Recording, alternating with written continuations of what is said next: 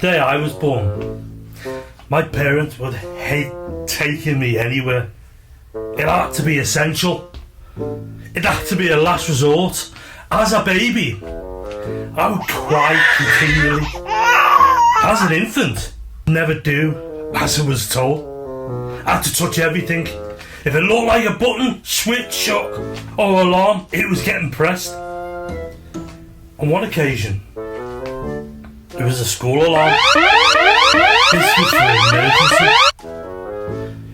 Only a direct line to call an ambulance because the life of a child was at risk. I pressed it. This was still a time when kids were still subject to corporal punishment. The amount of times my hand would get struck for stuff that I shouldn't have done, didn't do. Once I was shopping with my mum, I was in a department store called Stonia's with all these crystal goblets. She took her eye off me.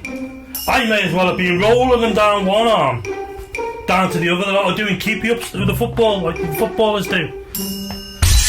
I can't imagine the number of times my mum would waste money buying stuff that I broke.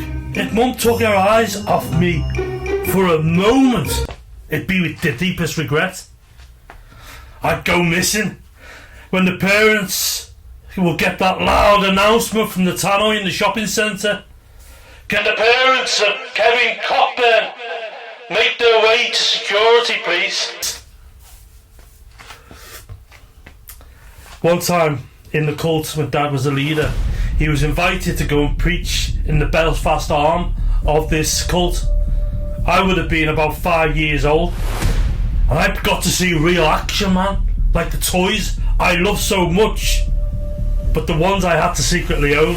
This was a time when the IRA were prolific, and soldiers would stop your car travelling the roads of Northern Ireland to search for bombs.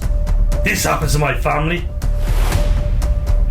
I could not retain my excitement as this real life action man stopped our car, holding a gun, and to my dad's annoyance, this was serious, but all I wanted to do was see the soldier's eyes move side to side like my toy.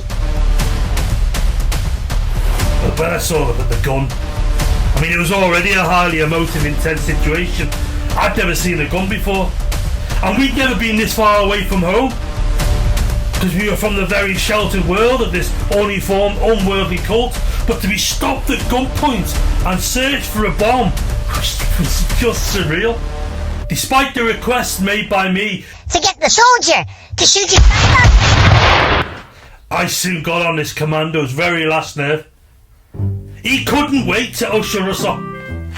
We could have had a car boot full of Semtex, but with me as the foil, the search would have been eyeball and with great speed. And did the terrorists miss a trick? Carry bombs accompanied by an utter ulcer of the rectum like me, and you would have flew through security like hot wheat through snow. A day or two after, I went missing in this Belfast shopping centre. My parents already on edge because of this place and the oppressive nature. They were beside themselves. The relief they expressed when they found me in this war-torn terrorist province. They couldn't wait to buy me a toy, and it meant that the action man I could never have was now available with all the extras. Such was the guilt of losing a child in this dangerous place. I remember the action man came with a wigwam. Was I an attention seeker? I needed supervising. Was I learning ways to manipulate others so I could get what I want? My behaviour had been rewarded. And to my childlike man, handsomely. But I was mischievous. Always up to something. Always involved in something. I didn't sleep much. I was that hyperactive. Whenever I sat, my fingers would be tapping. My foot would be shaking. Fidgeting always. I would always have something to say, and often at the most inappropriate moment. There was a time when my dad was given a serious biblical word to the cult congregation, but I'd be distracting him. Pulling this face, this distorted face, and hanging the tongue out the mouth.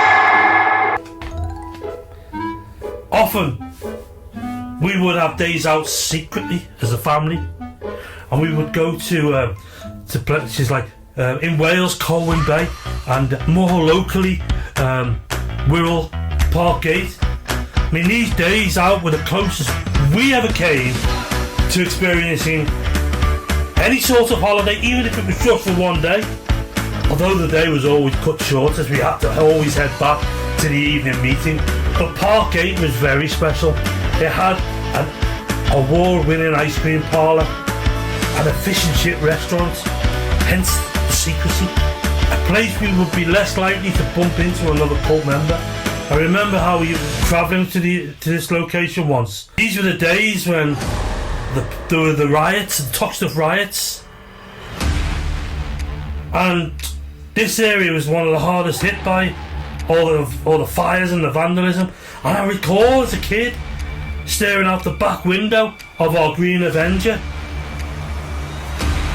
driving through this now apocalyptic landscape, witnessing burnt out buildings and cars upside down. It was shocking. I asked Dad, Is this what the rapture's everywhere? Like, Armageddon, the end of the world? I mean, this was the hottest of topics. They would love to peddle in the cult, even to the kids, young kids. I mean, I must have been 6 or 7 then, and I knew about it. But one unforgettable moment was, I remember this as vivid as if it happened last week. We were driving, needed to go through the Mersey Tunnel to get to Wirral. En route, we had to pass St George's Hall in Liverpool city centre, a magnificent building. On this occasion, many people, thousands, were surrounding our car, which could barely pass through. The overwhelming crowd. This was an outpouring of grief. What had happened? It was like a human car wash. As we manoeuvred through this sea of people, their bodies were pushing up against the car, and my eyes would catch the tear-filled eyes of another, not knowing what was going on. And I mean, it was simply disturbing, because we just didn't know what happened, or why all these people were broken, and why there were so many all gathered all at once, and most of them were crying. It was the strangest thing I ever saw. Out the back of that window of that car, the faces of all the broken, tearful people. It wasn't until the morning after when John Lennon was dead. Where we lived on a road with a field at the back where the local football team would come and play Quarry Bank Boys, which is John Lennon's old school. But I'd look catching a glimpse of these guys playing football from our back window, and depending on which pitch the first team played, our house was central, so we could see and watch from the bedroom window these football matches. That wasn't until we moved to the top pitch, out of sight. Then we would have to adventure on. It was an adventure, despite the risk of being caught by Flops. For a time, Flops was a cult leader, and he lived 3 doors down from us. If you say his first name and his second name fast, it sounds like Flops, and that's what I called him. His real name was Phil Hobbs. But this time now, we were taking a big risk, because if he chose to look out his window, or maybe just Miranda around the field, we would be in plain sight if he wanted to inspect, and the risk of being caught added to the excitement of what Dad and I were doing. I mean, some of these footballers, whilst they weren't professional or played for Liverpool, to my childlike mind, they were superstars. And it was incredible to watch these players play football who weren't in this cult and see it live.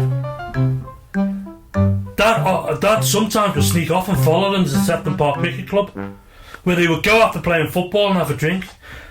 And we go to a pub with the riskiest of sins. And I remember it to this day. I still go back now of a Saturday, and every now and then I get a flashback of the excitement of being in that place, because it hasn't changed. Simply put, there was absolutely no entertainment for a cult kid. I mean, the closest or the best I ever had was my Nana's Viewmaster. It was the closest thing I had to TV. It was a set of binoculars in which you could insert a movable disc of 20 or so miniature slides and view them up close and personal, magnified through the lens of this instrument. I would marvel at stories of Ali Baba and the 40 Thieves and the Queen's coronation. And by the way, if you were wondering, this was another illegal sin. This was simply off limits. I was an absolute menace.